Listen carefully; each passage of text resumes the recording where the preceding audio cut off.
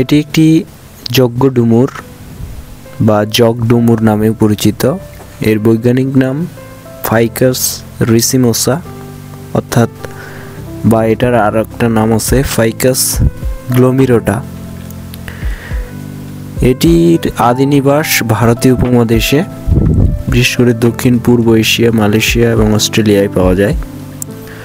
So এটি চেনার উপায় হচ্ছে পাতাগুলো খসখসে হবে এবং ফল গুচ্ছ আকারে থাকবে এবং এটির শরীরের অর্থাৎ গাছের সব জায়গাতেই ফল আসার সম্ভাবনা থাকে, বিশেষ করে গোড়ার দিকে।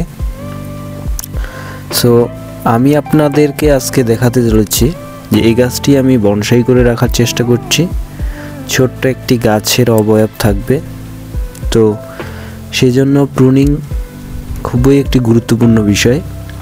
সো আমাকে কোথায় ডালটি কাটতে হবে সেটি আপনাদেরকে ভালোভাবে সিলেকশন করতে হবে এবং চোখ দেখে, অর্থাৎ যেটা বলি আমাদের একটা পাতার ঠিক গোড়ার অংশটি যে প্রান্ত, সেই প্রান্ত থেকেই একটি ডাল বেরিয়ে আসার সম্ভাবনা থাকে।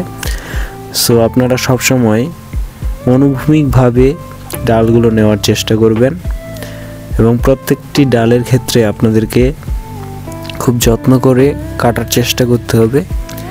আর এখনই বেস্ট সময়। সো আপনারা যদি সেই সিলেকশনটি, অর্থাৎ আপনি কোথা থেকে কাটছেন সেই সিলেকশনটি যদি সঠিকভাবে না হয়, তাহলে ডালগুলোর যে বিন্যাস সেটি ভুলভাবে অন্যদিকে চলে যাবে। সো একদিকে আপনার গাছটির ডিজাইন এবং গাছটি কত ছোট রাখতে হবে তার উপর নির্ভর করবে, সেটি আপনার আইডিয়া এবং একটি গাছ কেমন হওয়া উচিত তার উপর নির্ভর করবে।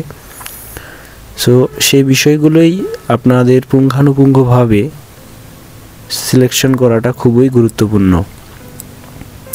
সো যেহেতু এখন শীতকাল শেষ, অর্থাৎ শীতের পর বসন্ত শুরু, আর এই সময় গাছের গ্রোথ কিছুদিন পরেই আরও সুন্দর হয়ে আসবে এবং এই মুহূর্তে আমরা প্রকৃতিতে যে গাছগুলো দেখতে পাই সেগুলো একদম মলিন, অর্থাৎ সমস্ত পাতাগুলো বয়স্ক বা বয়স হয়ে গেছে, এমন উজ্জ্বলতা নেই বললেই চলে।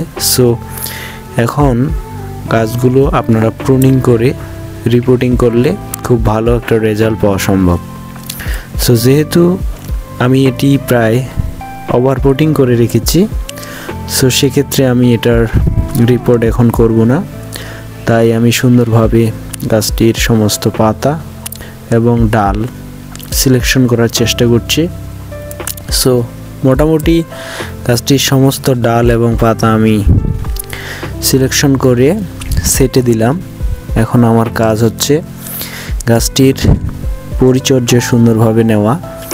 তো এই গরমের মধ্যে এই কাজগুলো আমাদের প্রতিদিনই করতে হয় যারা আমরা বনসাই পরিচর্যা করি, এবং একটি গাছকে আমরা যদি এই প্রুনিং না করি, অর্থাৎ ব্রাঞ্চ সিলেকশন, তাহলে দেখুন কিছুক্ষণ আগে আপনারা দেখলেন যে প্রত্যেকটা ডাল কত উপর দিকে চলে গেছে। যদিও দেখতে ভালো লাগছিল, কিন্তু আরও সুন্দর করতে হলে অবশ্যই আমাদের প্রুনিং খুবই গুরুত্বপূর্ণ।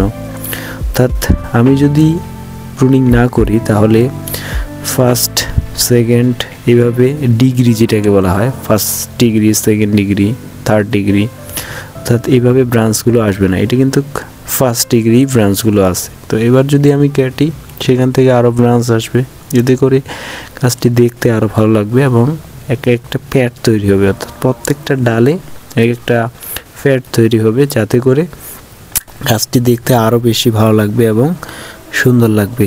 অর্থাৎ এইভাবেই পর্যায়ক্রমে আমাদের কাজগুলো করতে হয়। সো যদি ভালো লাগে অবশ্যই লাইক, কমেন্টস এবং সাবস্ক্রাইব করে পাশে থাকবেন। ধন্যবাদ।